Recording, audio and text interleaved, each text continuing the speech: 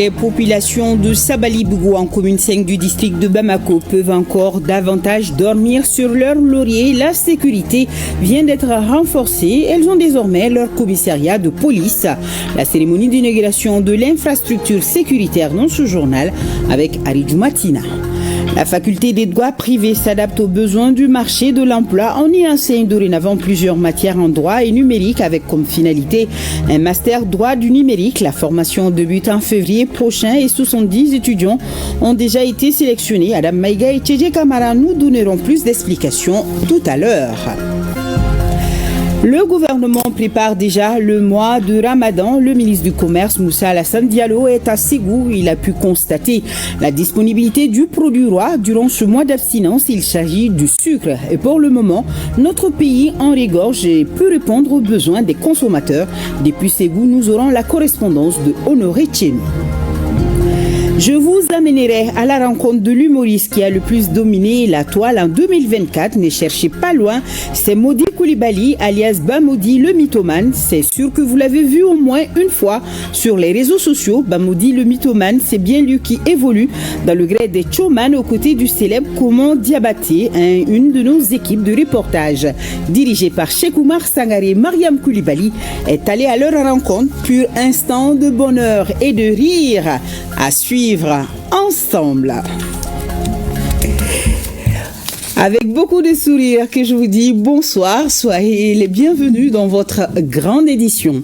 Audience à la primature, une délégation de l'association des régions du Mali et du Burkina Faso reçue par le Premier ministre, le général Abdoulaye Maïga, et elle est venue échanger sur la création très prochaine de l'Union des collectivités territoriales de l'AES, une union qui aura pour mission fondamentale de mutualiser les efforts de développement au bénéfice des populations de l'espace AES. Écoutons respectivement Abdoulaye Garba Maïga du Mali et Abdoulaye Bassinga du Burkina Faso. Ils sont au micro de Mamari Koné et Aliou Touré. On est venu demander au Premier ministre, ministre de l'administration territoriale et de la décentralisation, de nous autoriser à créer l'union des collectivités territoriales de l'AES. C'était ça l'objet de notre visite. Il est déterminé à nous accompagner. Il nous a dit clairement qu'à partir du moment où la confédération de l'AES a été mise en place, le tout doit être mutualisé et que le développement est confié aux collectivités territoriales. Nous devons mutualiser nos efforts au bénéfice des populations. Il s'agit d'abord de réunir tous les faîtières des collectivités du Mali, du Burkina et du Niger, et ensuite mettre des synergies d'action en place pour des actions très bien ciblées, d'abord dans les espaces et ensuite dans l'interland pour des projets structurants un peu partout. Les collectivités étant des démembrements de l'État, il était tout à fait normal que cette union des collectivités territoriales aux deux niveaux, au niveau donc de la région, vous savez qu'il y a l'association des régions donc, du Burkina et l'association des régions donc, du Mali, puisse déjà réfléchir sur l'impérieuse nécessité de mettre en place cette union des collectivités territoriales à tous les niveaux dans l'espace, en vue d'accompagner les politiques édictées par les plus hautes autorités conformément aux exigences bien sûr de la Confédération de l'espace. Il nous a donné des conseils avisés et nous pensons que très prochainement, avec les concertations que chacun va avoir au niveau de son pays, nous allons nous retrouver pour mutualiser bien sûr nos efforts. Un mot de ce séminaire de formation de haut niveau sur le partenariat public-privé. Objectif, approfondir les connaissances des participants sur l'identification et l'évaluation préalable des projets susceptibles d'être développés en mode partenariat public-privé. La formation s'adresse au cadre des cabinets du Premier ministre de la Défense, du Secrétariat général du gouvernement, du service de gestion de la cité administrative et la direction administrative et financière de la primature. Retrouvons Mamari Koné à Aliou Touré. Activité majeure de la primature, ce séminaire de haut niveau concerne la formation du personnel de la haute administration dans un domaine clé qu'est le partenariat public-privé. Un partenariat public-privé qui offre de nos jours à notre pays d'énormes potentialités en matière de développement économique et social. Les partenariats publics-privés peuvent constituer des moyens efficaces de mener à bien les projets d'infrastructure, d'assurer des missions de service public et plus largement d'innover.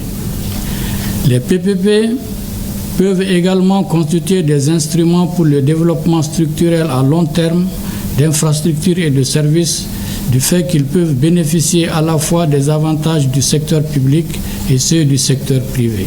Pour cette session de 5 jours, les participants sont cadres du cabinet du Premier ministre, du cabinet de défense, du service de gestion de la cité administrative, du secrétariat général du gouvernement et de la direction administrative et financière de la primature.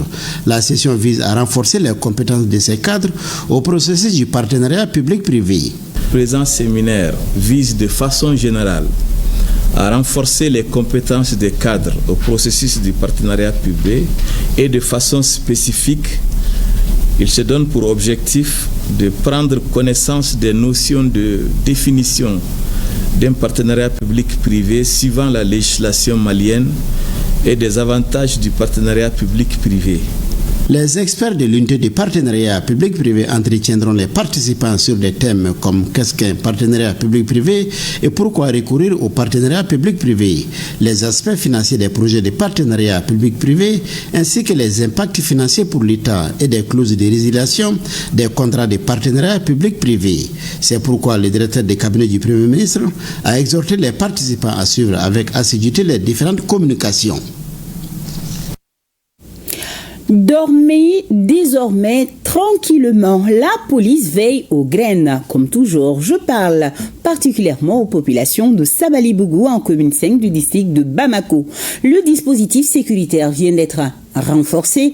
Elles ont désormais leur commissariat de police, une réalisation qui s'inscrit dans le cadre de la vision des autorités du pays à renforcer le maillage sécuritaire du territoire, gage de développement.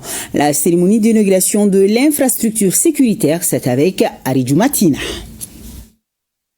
Le ministère de la Sécurité et de la Protection civile poursuit le renforcement de son dispositif de sécurisation du citoyen.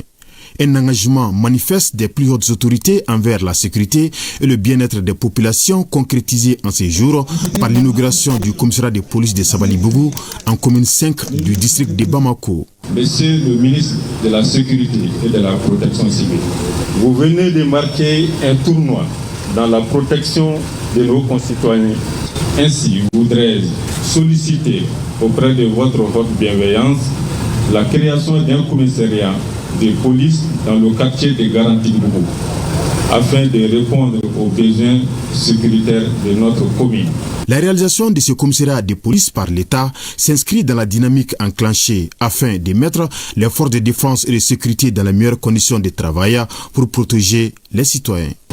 Bâti sur une superficie de près de 2200 mètres carrés, doté de toutes les commodités, ce joyau architectural intégralement financé par le budget national constitue une réponse de notre département du ministre de la Sécurité et de la Protection civile aux demandes pressantes de la population.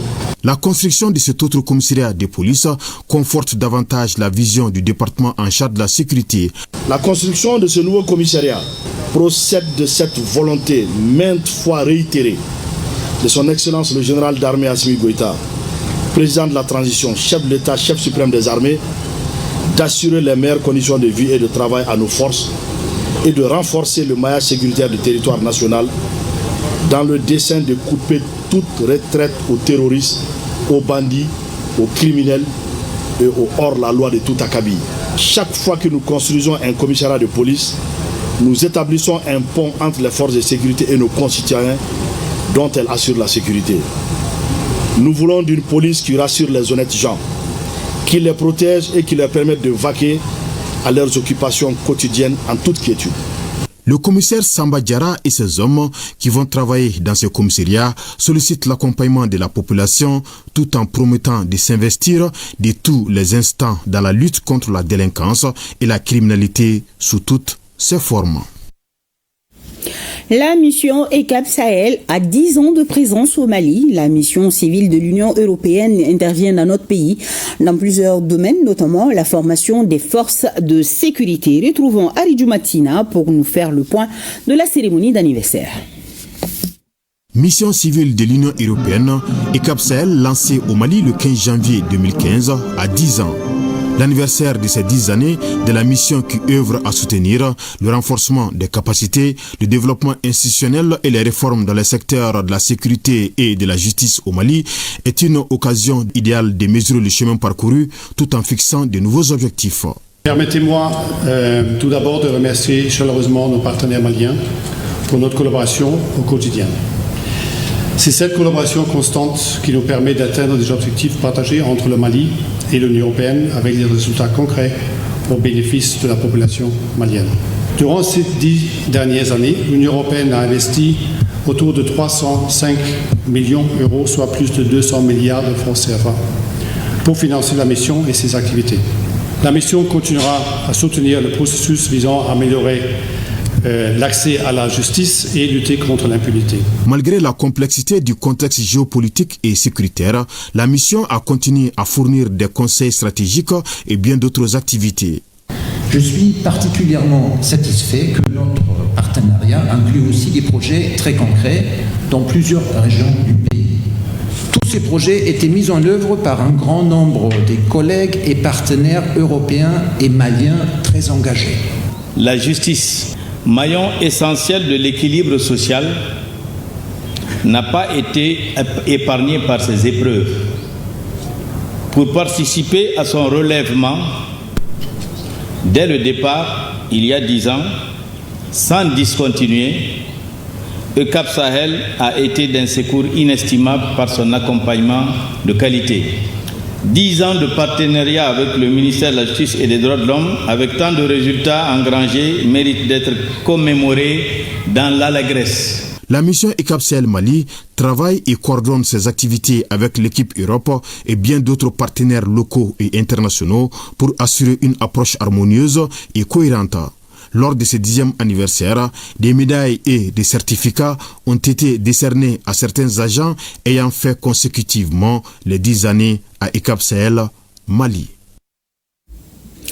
Lier la théorie à la pratique à travers les stratégies de planification et de coordination des opérations au niveau du théâtre-centre de l'opération Maliko, ça se tient dans la 6e région militaire des Sévaré avec les auditeurs de l'école de guerre du Mali. Un renforcement de capacité opérationnelle, nous précise Omar Maïga, Suleiman Tebsouké, avec le concours de la DIRPA.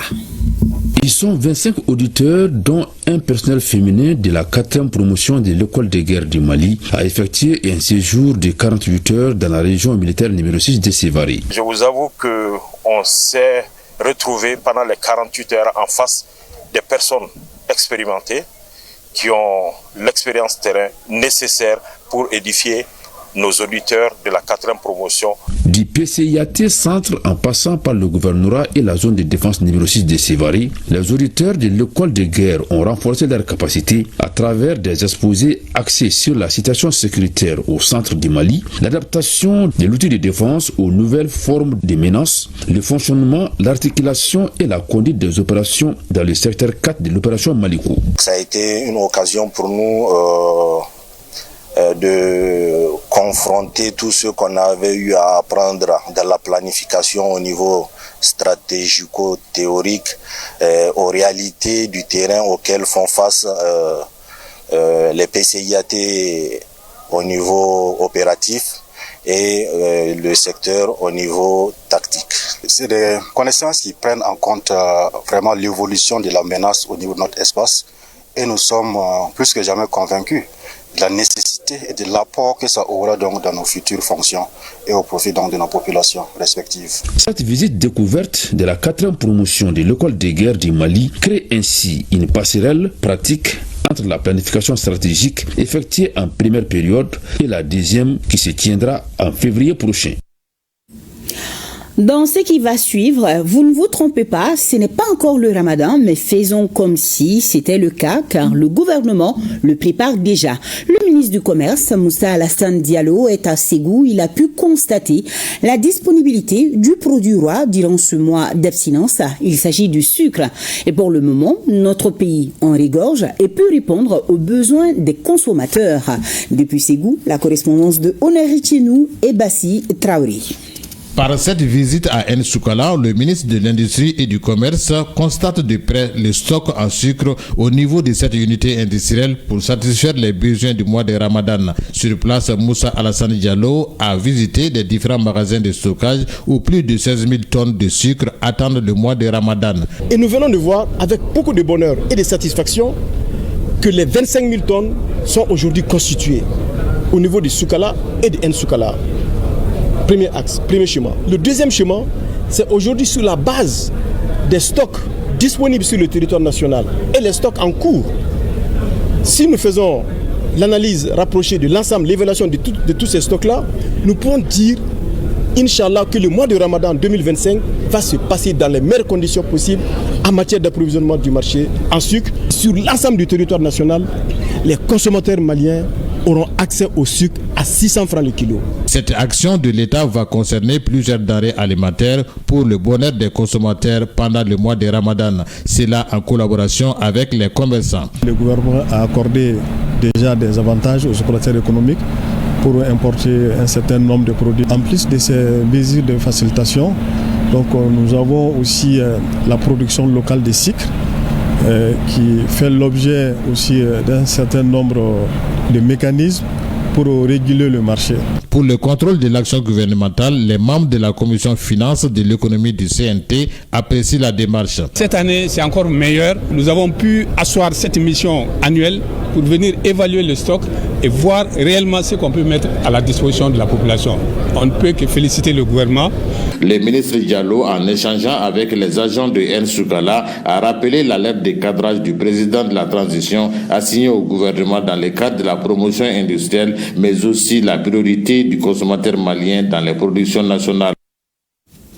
Revenons à Bamako avec ce chiffre, 150 milliards de francs CFA. C'est le montant destiné à acheter le coton auprès des paysans maliens, à l'égrainer dans les usines de la CMDT et à le transporter jusqu'au port d'évacuation. Une nouveauté grâce à ce partenariat gagnant-gagnant entre la compagnie malienne pour le développement des textiles CMDT et la BDM-SA avec les banques associées. Une convention a été signée dans ce sens entre les parties. Abdulkarim Kaba était présent pour le RTM reportage.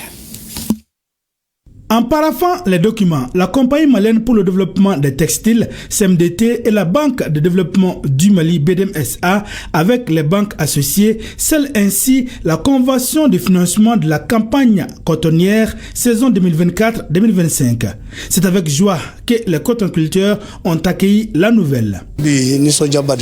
Parce que ni kuma meli bi ka kan ni ceri be ka me radio ne telo la ka fo wari soro la ko wari bisara ko wari soro ku ye omuluni ko senena ne ko wari nadi feti de ku ke do bono mais finalement anana yelema atika soro awati la be juru ta fo ka ta wari re valeur ban ika kan fa fe ke itise ko ke donc be wa mo décourager ko senena mais bi neni so jala de bi ko ni vraiment ko seno ka kan ta fo yere ka fo ibe ko chike ibe fefe chike ba warso war bla man semnete la déjà donc balanta la donc ka foli ke dron alla be mo ni anga autorité ministère kali hakla sur ka nyeshi am vraiment mo befo. Mettre à la disposition des producteurs des fonds à temps, c'est la démarche préconisée par les autorités de la transition, d'où cette signature avec l'unification de la CMDT. Nous voilà à cette cérémonie qui va permettre à la CMDT, en partenariat avec la BDM-SA, de pouvoir financer la campagne cotonnière. Un financement aussi important que remarquable, le hauteur portant à peu près à 150 milliards de francs CFA, et aussi pour pouvoir nous permettre de pouvoir acheter plus de 600 000 tonnes de coton en graines, de l'égrainer, d'approvisionner les entreprises maliennes aussi bien dans le domaine de l'huilerie que de la filature et du tissage, mais aussi d'exporter sur le marché international. En mettant à la disposition de la CMDT la somme de 150 milliards de francs CFA, la BDM-SA et les autres banques concrétisent ainsi leur raison d'être, c'est-à-dire accompagner le développement de l'agriculture, de l'économie et du pays en général. Le crédit de campagne de 150 milliards que nous mobilisons aujourd'hui témoigne de la confiance mutuelle et de la synergie entre la CMDT et le pôle bancaire représenté par la BDMSA. Il illustre également toute notre volonté commune de soutenir une production agricole durable, compétitive et génératrice de valeur pour les différentes parties prenantes. Pour le dit financement, la BDMSA est associée avec 13 autres banques du pays et une banque étrangère. Et pour la campagne 2024-2025, la CMDT table sur une production d'environ 600 000 tonnes de coton graines. C'est donc main dans la main que la CMDT et la BDMSA comptent révolutionner la culture du coton au Mali. Et nous allons quitter les champs, nous allons aller à la fac. Le master droit du numérique vient de voir le jour à la faculté des droits privés, fruit d'un partenariat entre l'université Kourougan-Fouka de Bamako et l'autorité de protection des données à caractère personnel. 72 étudiants ont été sélectionnés et plusieurs matières en droit et numérique seront enseignées pour répondre aux besoins actuels du marché de l'emploi au niveau national et international. La formation va débuter en février prochain, nous informe Adam Maïga et Tchédje Kamara. 2 nouvelles salles de formation en master droit numérique viennent d'être ouvertes dans l'enceinte de la faculté de droit privé. 70 nouveaux étudiants répartis en 2 groupes vont y étudier les différentes matières de droit et d'informatique. Cela pour répondre aux besoins actuels du marché de l'emploi au niveau national et international. Les cours démarreront en février prochain. Le comité pédagogique a finalement retenu 70 candidats qui seront répartis en 2 cohortes de 35 masterants chacune. D'une part, une formation ouverte au métier du droit et de la technologie de l'information, en leur offrant une formation solide en droit et en informatique. Et d'autre part, une possibilité d'approfondissement théorique avec l'opportunité de poursuivre la formation en doctorat droit de l'informatique. C'est le fruit d'un partenariat entre l'université Kouroukan-Fouga de Bamako UKB et l'autorité de protection des données à caractère personnel APDP. Ce programme universitaire, premier du genre au Mali et deuxième en Afrique de l'Ouest, représente bien plus qu'une simple avancée académique. Il s'agit donc d'une réponse stratégique aux enjeux et aux opportunités que présente le numérique dans le monde actuel. Le master droit du numérique sera un outil précieux pour la vulgarisation de la législation numérique au Mali en particulier et dans le reste du monde en général. Et par conséquent, de la diminution des infractions liées à la cybercriminalité. Cette collaboration s'inscrit dans le cadre de la politique gouvernementale de digitalisation de l'administration. Dans son engagement ferme pour un Mali souverain, résilient et prospère, le président de la transition a fait du numérique un levier essentiel pour transformer notre économie, moderniser notre administration et renforcer la souveraineté nationale dans un monde interconnecté. Les 4 semestres de formation permettront aux éditeurs de maîtriser les concepts clés de l'environnement numérique et de connaître les régimes spéciaux applicables dans les différentes matières du droit. Le lancement du master droit du numérique a coïncidé avec la célébration des 10 ans de l'APDP. Le ministre délégué auprès du Premier ministre chargé des réformes politiques à l'ouverture des travaux de l'atelier de sensibilisation sur les réformes politiques, institutionnelles, administratives et électorales dans le district de Bamako. Youssouf Diakité pour plus de détails. L'organisation de cet atelier s'inscrit dans la logique du gouvernement pour la mise en œuvre des orientations du président de la transition visant à réunir les conditions de l'organisation d'élections transparentes et apaisées. Cette initiative du département en charge des réformes politiques et du soutien au processus électoral, enclenchée depuis un certain moment, vise à faire la promotion des réformes entreprises par les plus hautes autorités à travers la tenue d'ateliers d'information et de sensibilisation sur les réformes réalisées ou en cours de réalisation, à l'intention des acteurs institutionnels et forces vives de la nation malienne. Il s'agit de partager avec l'ensemble des acteurs les nouvelles réformes engagées par le gouvernement du Mali, réformes administratives et territoriales, politiques et institutionnelles.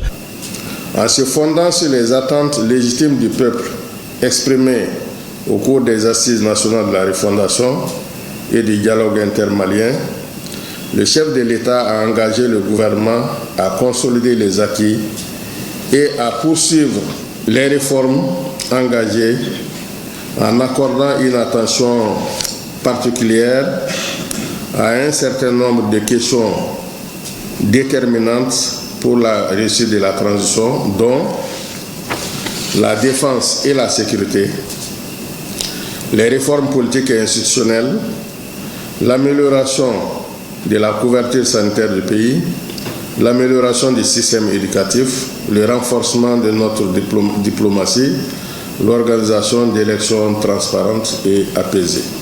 Le présent atelier ouvre une série en vue d'atteindre tous les acteurs par une large diffusion des informations relatives à l'ensemble des réformes engagées. Il s'agit d'atteindre collégialement les objectifs fixés par les autorités de la transition.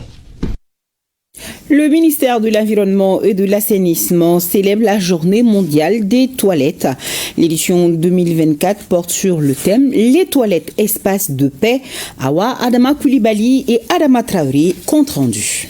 Maladie mortelle due à une eau contaminée, pollution ou encore discrimination.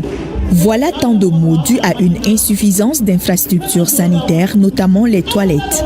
À 5 années de l'horizon 2030, 3,5 milliards de personnes dans le monde vivent encore sans service d'assainissement sécurisé. En ce qui concerne le Mali, à ce jour seulement 45% de la population dispose de toilettes sûres, soit environ 10 125 000 de personnes, et la défécation à l'air libre est pratiquée par 5%, soit environ 1 125 000 de personnes, selon le rapport du Juin Monitoring Programme 2024. Ces conséquences sont de plus en plus fréquentes et visibles dans notre pays. Nous devons posséder des infrastructures d'assainissement, surtout des toilettes familiales adéquates, fonctionnelles et résistantes aux phénomènes météorologiques, afin d'assurer notre dignité, notre sécurité et notre santé. Cette année, à la demande de la direction de la Cité des enfants, la DNACPN et l'UNICEF ont entrepris des travaux de réhabilitation des toilettes du bâtiment abritant le Parlement des enfants, la construction des fosses septiques et la réhabilitation des toilettes du centre d'accueil de la Cité des enfants.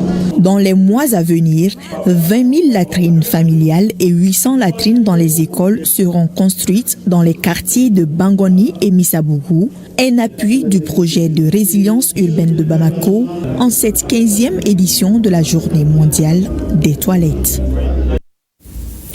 21e session de l'Office de protection des végétaux. Le budget prévisionnel est de plus de 732 millions de francs CFA pour l'année 2025. Batraouri pour plus d'explications. La 21e session ordinaire de l'OPV, Office de protection des végétaux, se tient au sortir d'une campagne agricole calme malgré la persistance de certaines chenilles. L'Office a pu prospecter en 2024 313 850 hectares sur une prévision de 404 990 hectares, ce qui donne un taux de réalisation de 77,50%. Ce n'est pas tout, car les services ont pu traiter 129 300 hectares sur 178 200 hectares investis, soit un taux de réalisation de 72,60%. Pour l'année 2025, le programme va rester le même, avec un grand accent sur le renforcement du dispositif de surveillance, le renforcement des moyens d'intervention et surtout l'évaluation des capacités phytosanitaires pour voir après 21 ans qu'est-ce que la PV a fait qui est bien et voir les insuffisances. En 2025, le budget sera en baisse par rapport à l'année 2024. Pour 2025, c'est uniquement le budget national qu'on a à disposition. Les partenaires pour cette année ne sont pas encore manifestés. Pour le budget national, 732 millions ont été mis à la disposition de l'Office. Les objectifs de prospection et des traitements attendus au cours de l'année 2025 sont respectivement estimés à 364 490 hectares et 117 428 hectares pour toute culture et tout nuisible confondu. Pour faire face à ces missions, l'OPV vient de se doter d'un lot d'équipements phytosanitaires du gouvernement et des partenaires et 125 agents bénéficieront des formations en matière de protection des végétaux.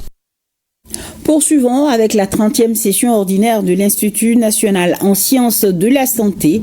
Environ 10 nouvelles filières sont créées pour renforcer le personnel qualifié. Koumba Sissé, compte rendu. L'Institut national en sciences de la santé compte 28 filières de formation. Cet établissement public à caractère scientifique et technologique se fixe comme objectif de former des personnels qualifiés pour réduire les évacuations sanitaires. Pour cela, sur les 43 innovations prévues en 2024, la direction de l'INFSS a réalisé 58% et 13% sont en cours d'exécution. Pour maintenir ce cap, les membres du conseil d'administration viennent de se réunir à la faveur de la 30e session ordinaire pour dresser le bilan. À cette rentrée académique 2024-2025, vous avez eu des candidats admis au concours d'entrée dans toutes les nouvelles filières prévues dans les innovations de l'Institut national de formation en sciences de la santé. Il s'agit entre autres de la pédiatrie, de la médecine d'urgence, de la cardiologie. La création des nouvelles filières permet de prendre en compte toutes les branches de la médecine, répondant ainsi aux besoins de la population. Comme le dit David Osborne, celui qui n'encourage pas l'excellence récolte la médiocrité. C'est pourquoi nous avons commencé la première initiative, la première innovation, c'était de l'introduire, l'évaluation de la performance individuelle et collective. Ensuite, nous avons ouvert 10 nouvelles filières, on a aussi ouvert 3 nouvelles annexes, on a créé le laboratoire de recherche.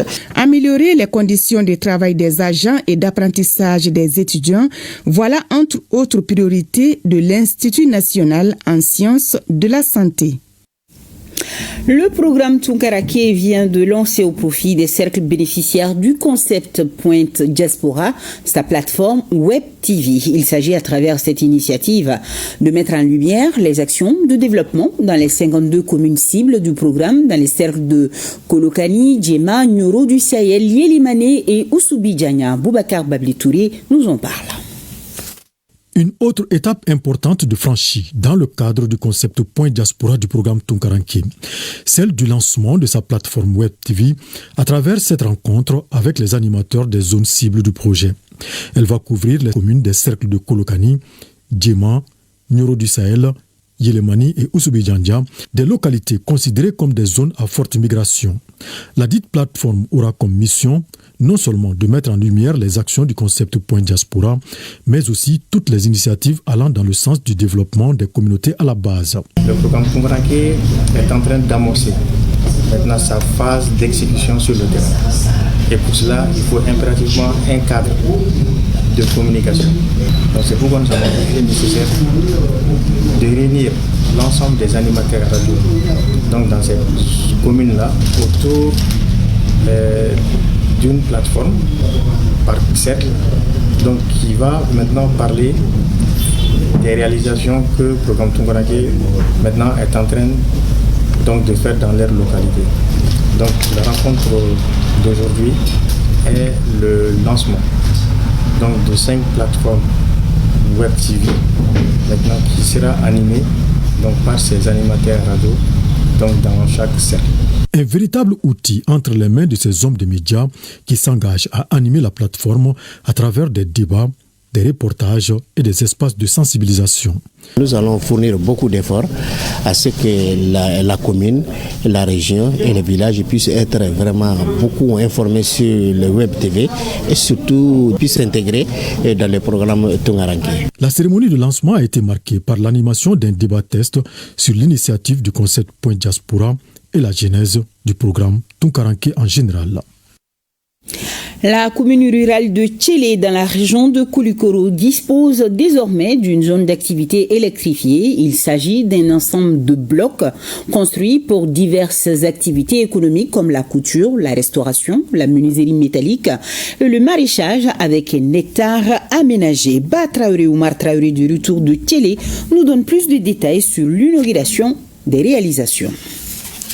C'est un nouvel élan qui s'enclenche pour le développement socio-économique des communautés locales à Thielé, commune rurale située à 70 km de Bamako dans la région de Koulikoro. La ZAE, zone d'activité électrifiée, est désormais opérationnelle. C'est un complexe combinant des locaux pour le commerce, la restauration, la menuiserie métallique, la couture ou l'énergie froide. Le tout électrifié à partir d'installations solaires. L'ONG GERES est la donatrice de la ZAE de Thielé qui fait partie d'un ensemble. Nous avons sélectionné selon une méthodologie avec le financement de l'Union européenne. Donc c'est suite à ce processus de sélection que le village de Thielé, qui répondait aux critères d'implantation d'une zone d'activité électrifiée, aux critères de dynamisme des très petites entreprises, et c'est suite à ce processus que la commune de Thielé a été retenu pour bénéficier d'une ZAE. L'autre prouesse de l'initiative de GERES est qu'elle prend en compte le maraîchage dont le volet est confié au partenaire AMED, Association malienne d'éveil et de développement. Nous sommes dans ce périmètre qui a été réalisé dans le cadre de ce projet, un périmètre d'1 hectare qui bénéficie à 50 femmes. Et ce périmètre va permettre d'approvisionner en matière première la ZAE pour la transformation. Toutes ces activités s'inscrivent dans le cadre de la phase 2 du projet d'accès à l'énergie durable pour toutes et tous. Cette zone d'activité électrifiée est un excellent exemple d'investissement en infrastructure qui permet de cette commune et des villages qui l'entourent de bénéficier de l'énergie dont ils ont évidemment besoin pour mener leurs activités professionnelles. Du chef du village au maire en passant par les jeunes, tous saluent l'initiative et déjà un comité local de suivi est mis en place pour la bonne gestion des infrastructures. Alors, vous l'aurez compris, c'est bien Tchélé. Nouveaux locaux, nouveaux slogans pour la Sonatam qui célèbre ses 60 ans d'existence. Une conférence de presse a servi de cadre pour le lancement des activités commémoratives de cette société nationale qui aura résisté au temps et aux péripéties. La Société nationale des tabacs et allumettes du Mali veut faire peau neuve en investissant dans plusieurs domaines innovants. Les responsables de la société se disent fiers du chemin parcouru tout en augurant de bonnes perspectives. Aloussine Touré a assisté à la conférence de presse, son compte rendu. Créée en 1965, la Société nationale des tabacs et allumettes du Mali s'était fixée pour ambition de valoriser nos produits agricoles, en particulier le tabac. 60 ans après, que du chemin parcouru. En tout cas, la société a eu le mérite de continuer d'exister malgré les péripéties. À l'heure du bilan, la Sonatam se dévoile au grand public comme un exemple de leadership, d'innovation et d'engagement au service du développement. Le succès de la Sonatam est le fruit d'un engagement collectif. Au fil des décennies, nous avons su tisser des liens solides avec nos partenaires institutionnels et nos autorités de tutelle. Ces acquis autorisent les administrateurs à s'estimer fiers de leur outil de production, un outil qui se réinvente au gré des avancées technologiques et des exigences du marché sans cesse en évolution. Nous avons un programme d'investissement à la fois pour remettre à niveau notre outil industriel, pour aussi sécuriser nos actifs au niveau de nos agences de distribution, et dans toutes les directions de l'entreprise, que ce soit au commercial, que ce soit au niveau de l'usine, pour digitaliser nos pratiques. Je peux résumer en 4 points. C'est de l'investissement au niveau de l'outil industriel, l'investissement au niveau commercial, de l'investissement au niveau de la digitalisation, mais aussi de l'investissement au niveau du personnel. Parce que le plus grand actif de la Sonatam, c'est d'abord notre personnel. Parmi les défis à relever, la valorisation de la production locale de tabac et l'adoption de l'énergie solaire pour parer à la crise énergétique. Le président de la délégation spéciale du Conseil régional de Kidal et ses membres renvoyés à leur nouvelle fonction par le chef de l'exécutif régional de Kidal, le général de division El Hadj Gamou. Retrouvons le reportage de Sidi El Midi, Ag Albaka et Moussa Togo. À Kidal, la salle de conférence du gouvernorat sous l'égide du chef de l'exécutif régional a accueilli la cérémonie d'installation du président de la délégation spéciale du conseil régional et de ses membres. Après l'ouverture de la séance par le gouverneur de la région, son directeur de cabinet au nom des autorités régionales a rappelé certaines missions du conseil régional. La charge des questions qui sont essentiellement liées au développement du niveau régional, notamment le schéma d'aménagement du territoire régional en cohérence avec le schéma national, les plans et programmes de développement économique, social et culturel, la création et la gestion des équipements collectifs, l'organisation des activités de promotion et de protection sociale, la gestion du domaine d'intérêt régional, l'organisation des interventions dans le domaine économique, l'institution des redevances, l'acceptation et le refus des dons, subventions et legs, les budgets et le compte administratif. C'est devant les forces vives de Kidal que le nouveau président de la délégation spéciale a tenu à remercier les autorités nationales à travers le gouverneur de Kidal pour les choix portés sur sa personne afin d'apporter sa pierre à l'édifice. Nous sommes conscients de la mission qui nous attend. Et Inch'Allah, mon équipe et moi affirmons notre engagement à répondre à la confiance placée en nous pour relever les grands défis liés aux priorités régionales dans les jours et mois à venir. Cette nouvelle équipe, dirigée par un jeune défenseur de la République qui a son pays, le Mali, chevillé au corps, suscite beaucoup d'espoir en 8e région. Commémoration du 14 et 20 janvier 2024 au Sénégal par les Maliens qui y vivent. Une cérémonie organisée par le Haut Conseil des Maliens établi au Sénégal en collaboration avec l'Alliance Malitanien. Le commentaire est signé Soumaou Haïdar. Malgré la distance qui les sépare de leur pays, les Maliens qui vivent au Sénégal ont montré leur appartenance à leur patrie à travers la célébration du 20 janvier, fête de l'armée, et du 14 janvier, journée de la souveraineté retrouvée. C'est la déclaration du président de la République qui tient lieu et qui consacre aujourd'hui officiellement, en tout cas l'anniversaire de l'armée, le 20 janvier 1960. Le 9 janvier 2022, objectif sanction dɔw taara en contre la pour que jamanadenw bɛ se ka ɲɛmaki ka ɲɛsin jamana ɲɛmɔgɔw ma. Le 11 janvier, conseil des ministres min kɛra Mali kɔnɔ. O conseil des ministres fɛnɛ ye don dɔ kɛrɛnkɛra n'o ye 14 janvier. Au 14 janvier, pour ka kɛ souveraineté retrouvée. Awɔ a donni kelen kama mɔgɔ miliyɔn 4 ɲɔgɔnna de bɔra Mali kɔnɔ ani Mali kɔkan. La célébration de ces deux événements phares ont également enregistré la présence des ressortissants burkinabés et nigériens. C'est une première, il y a un chef qui est en fait Sénégal. Au fera 14 janvier quand souveraineté retrouvée. La souveraineté à Damako retrouvée fana au Kobaya kono. Ambe ni kelen fini mo mo ni be ko malion wona do Islam ene na bi kelen. Cette journée a non seulement permis de commémorer les dates historiques, mais aussi de resserrer les liens entre les Maliens de la diaspora. Elle a également mis en lumière l'engagement de l'Alliance Malitanien et du Haut Conseil des Maliens établi au Sénégal pour préserver et promouvoir les valeurs patriotiques. Ici à Bamako, c'est à partir de demain, 25 janvier et jour suivant, que se tiendra à l'espace culturel Blombard la 9e édition du festival Farifoni Wati. L'édition 2025 va se tenir autour des femmes chorégraphes et danseuses venues de divers horizons. Ibrahim Kaoukonate et Barakou Maïga nous en disent plus.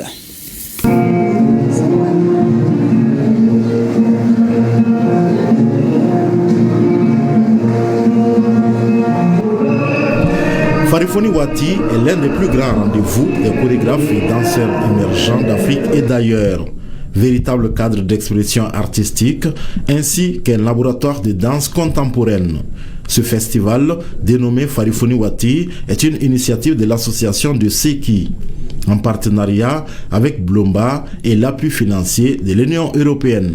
Pour nous, Farifoni Wati est également un moment où les danseurs viennent découvrir un processus de création et où également ils viennent s'essayer au métier d'interprète, chorégraphe, danseur pour pouvoir aussi travailler sur leur carrière, sur leur métier de danseur. Cette 9e édition met un accent sur les femmes chorégraphes. Je pense qu'aussi en termes d'innovation, depuis l'année dernière, on a commencé à envoyer progressivement les spectacles dans la cour de l'école. Cette année, on fera les spectacles dans la rue au rond-point qui est juste derrière Blomba. Et donc l'idée pour nous, c'est d'aller vers ces personnes-là, ces populations-là, qui nous ont acceptés, qui nous accueillent, qui à chaque fois sont nos premiers publics, qui viennent voir les pièces et qui se sentent intéressés à chaque fois quand nous sommes là, nous arrivons en début janvier. Nous sommes vraiment fiers de soutenir l'association De Seki qui organise le festival Farifoni Wati et qui fait un travail remarquable auprès des jeunes, auprès des artistes femmes notamment, pour mettre en avant tout leur potentiel artistique. Depuis de nombreuses années, nous restons aux côtés du peuple malien pour promouvoir la vitalité et la diversité de sa culture, une richesse inestimable qui est un exemple pour le monde entier. Farifoni Wati se déroulera du 25 au 26 janvier à l'espace Blomba, avec au programme plusieurs activités.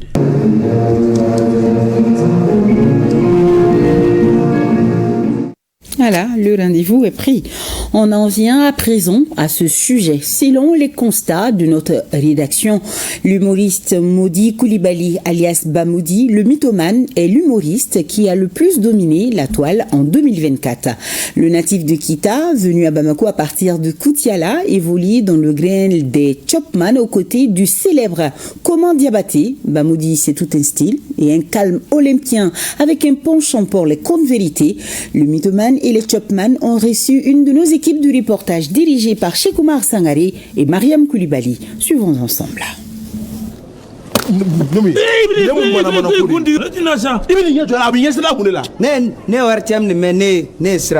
À tout point de vue, Bamodi le mythomane a les secrets du rire car il est né artiste. Il a abandonné l'école au niveau de la 3e année comptabilité suite au décès de son père. Arrivé à Bamako, Pité Gimba m'a amené au palais de la culture où j'ai rencontré Koma Diabaté. Ce jour-là, Après un test de 30 minutes, il m'a accepté dans son groupe.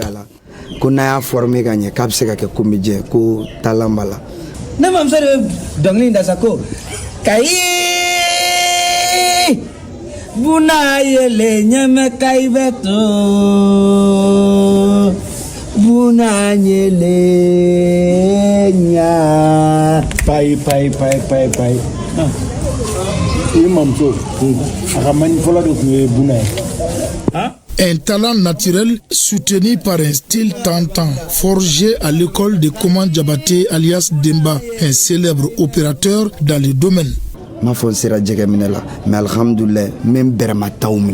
J'ai beaucoup appris aux côtés de Koman que je remercie beaucoup. C'est l'un des rares comédiens maliens, je dirais même africains, qui peut faire rire les gens sans préparation. L'humoriste évolue avec ses camarades autour de Koman Diabaté au sein du grain Chopman. Dans les différents numéros, son grand compagnon, à la fois complice et adversaire, est Petit Koman. Petit Koman,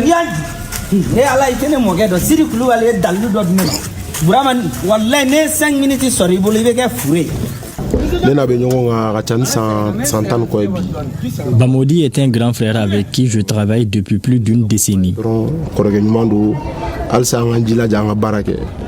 C'est un bon collaborateur et nous voulons travailler pour nous émanciper. Dans la famille aussi appelée mythomane, on retrouve également Amadou Maïga dit Lebe et Idrissa Maïga alias Maïga.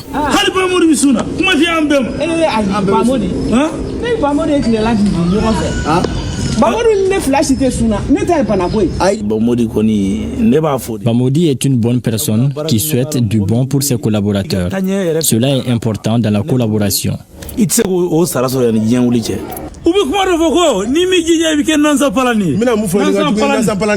Naturel et simple sont les mots qui caractérisent les accoutrements de nos humoristes. Nos styles vestimentaires proviennent du hasard.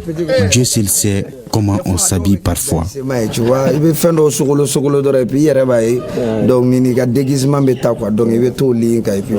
L'adaptation est savante. La finition est le reflet d'une plaisante complicité entre Bamodi, les mythomanes et les membres du Grain Chopman.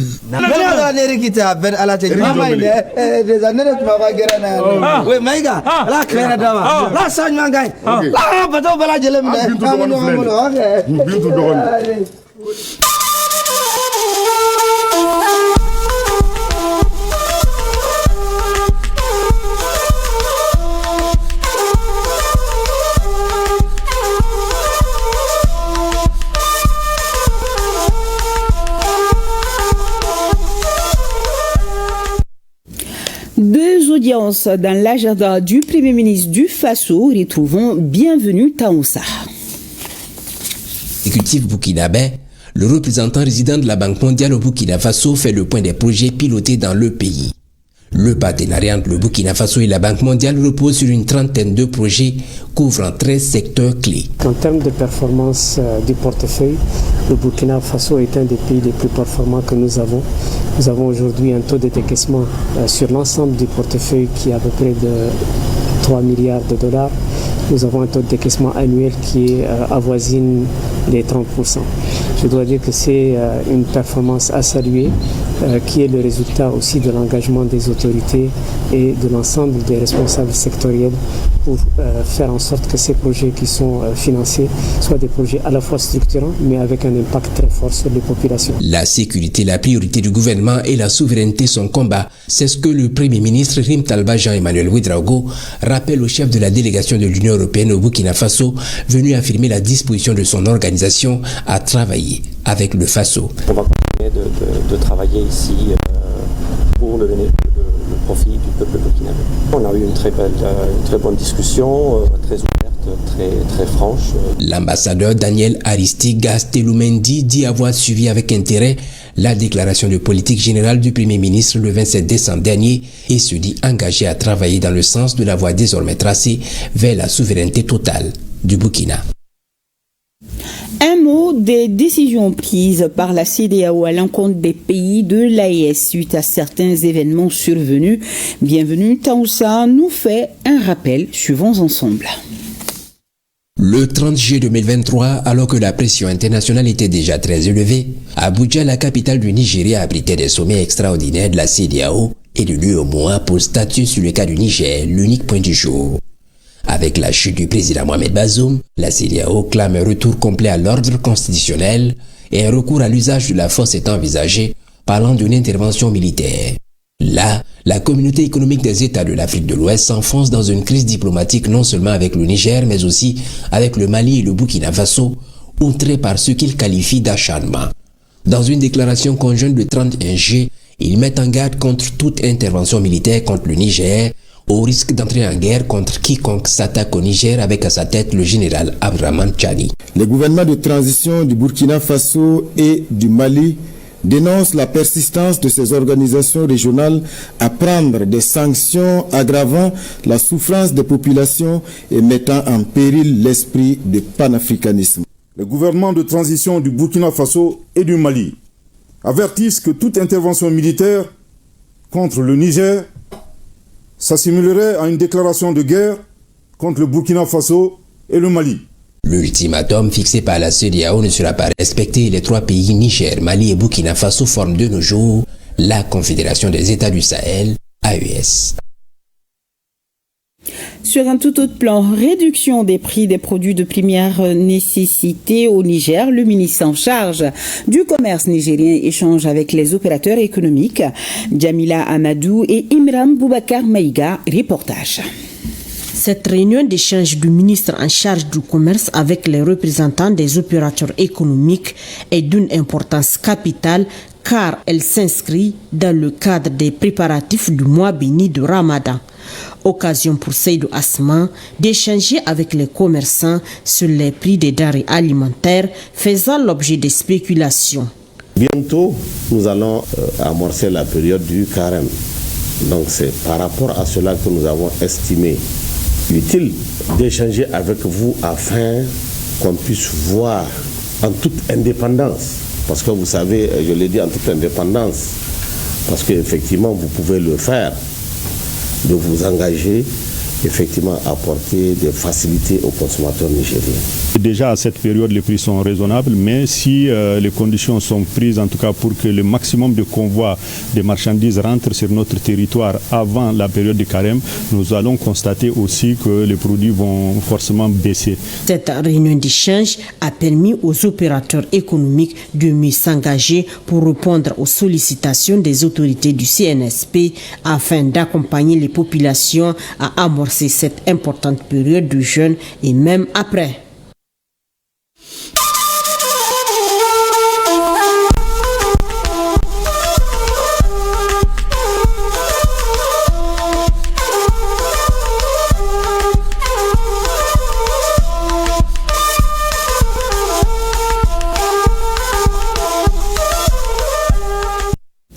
Nous disons un grand merci à nos téléspectateurs de 100. C'est la fin de ce journal. Très belle soirée à vous. À demain 20h et je vous souhaite un bon week-end.